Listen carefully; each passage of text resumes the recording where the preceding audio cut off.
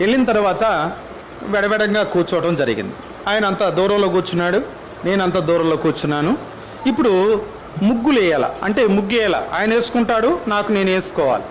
నేను ఏ శక్తిని అయితే పిలవాలనుకుంటానో ఆ శక్తికి ఒక రంగు అంటే ఇష్టం, లేదంటే 2 రంగులు అంటే ఇష్టం, లేదంటే 3 రంగులు అంటే ఇష్టం. ఎన్ని రంగులు ఆ శక్తికి ఇష్టమో ఆ రంగులతోటి ఆ బీజాక్షాన్ని అలంకరింపచేయాలి. అది ముగ్గు.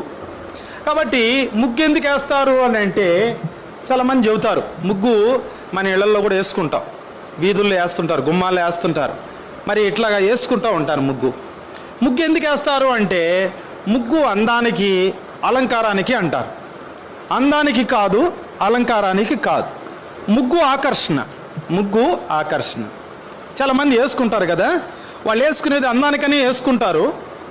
మరి బాగా కళ్ళాపు చల్లి ముగ్గులు వేసుకుంటారు వాళ్ళ ఇంటి ముందు. రాత్రి 12 గంటల తర్వాత గ్రామ శక్తులు తిరుగుతూ ఉంటాయి, వీధుల్లో గ్రామశక్తులు తిరుగుతూ ఉంటాయి. ఈ గ్రామశక్తులన్నీ పోతూ ఉంటాయి అన్నమాట. పోతూ ఉంటాయి వీధిలో. ఈ ముగ్గులేసిన ఇళ్ళన్నీ లెక్కేసుకుంటాయి. ఈ ఇల్లు మందే, ఈ ఇల్లు మందే, ఈ ఇల్లు మందే, ఈ ఇల్లు మందే అనుకుంటూ పోతూ ఉంటాయి.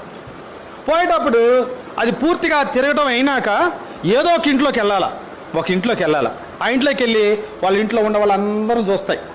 వాళ్ళ ఇంట్లో చూసి ఎవరినో ఒకరిని టచ్ చేసి ముద్దు పెట్టుకుంటాయి. ఆ బిడ్డలు కావచ్చు, గొడ్లు కావచ్చు, ఏమైనా కావచ్చు, వాళ్ళకి ఏటిని ముట్టుకోవాలనిపిస్తే ఆ శక్తులు వాళ్ళని ముట్టుకుంటాయి.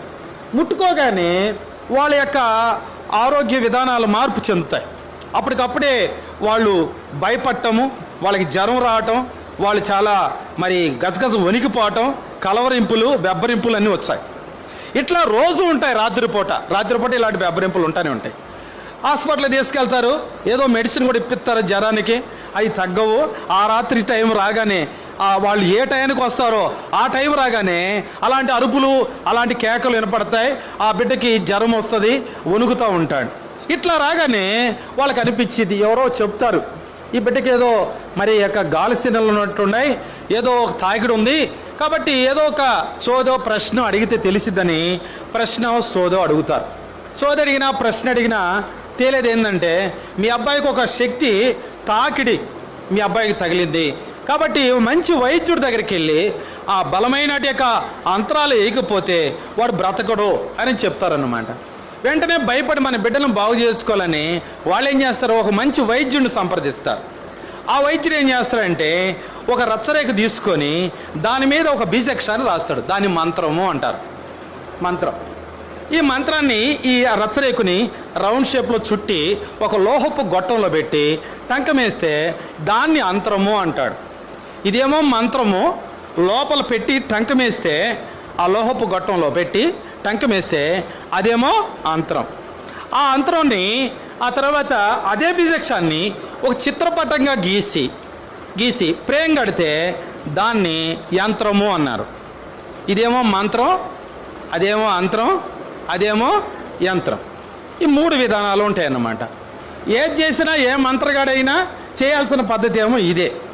కాబట్టి వాళ్ళని ఎవరైతే ఆ తాకిడి తగిలిన వ్యక్తి నట్టింట్లో ముగ్గేసి దానిని పంపించాలనా, లేకపోతే శ్మశానంలో ముగ్గేసి దాన్ని పంపించాలనా, లేకపోతే 3 రోడ్లు జంక్షన్లో ముగ్గేసి దాన్ని పంపించాలనా, లేకపోతే ఊరి పొలిమేరలో కూర్చోబెట్టి పంపించాలనా వాడు నిర్ణయం చేస్తాడు. ఎక్కడికి రమ్మంటే అక్కడ ఆ బిడ్డను తీసుకొని వెళ్ళాలా, వాడు ఎంత డబ్బు అడిగితే అంత ఇచ్చేయాలా, వాడు ఏం కట్టుకోమంటే అవి కట్టుకోవాలా, వాడు ఎన్ని టెంకాయలు తెమ్మన్నా, ఎన్ని నిమ్మకాయలు తెమ్మన్నా, ఎన్ని కోళ్ళు తెమ్మన్నా, ఎన్ని మేకపోతులు తెమ్మన్నా తీసుకెళ్లాల్సిందే. ముగ్గేసుకుంది మనమే, తర్వాత ఆ శక్తులను ఆహ్వానించుకుంది కూడా మనమే. దాని తాకిడి తట్టుకోలేకపోతే మంత్రగాడు సోదడిగింది మనమే. సోదరిగినట్టు వాళ్ళు తిరిగి తెలుసుకొని మంత్రగాడిని ఆశ్రయించింది మనమే. మంత్రగాడు చెప్పినట్టు ప్రకారంగా 1000 రూపాయలు ఖర్చు పెట్టి ఆ మంత్రాన్ని లేక అంతరాన్ని, ఆ యంత్రాన్ని తీసుకొచ్చి కట్టుకునేది కూడా మనమే. అసలు ముగ్గు ద్వారా ఇంత అనార్థం ఉందన్న సంగతి తెలియకపోవడం ద్వారా ముగ్గులు వేసుకుంటూ ఉంటారు.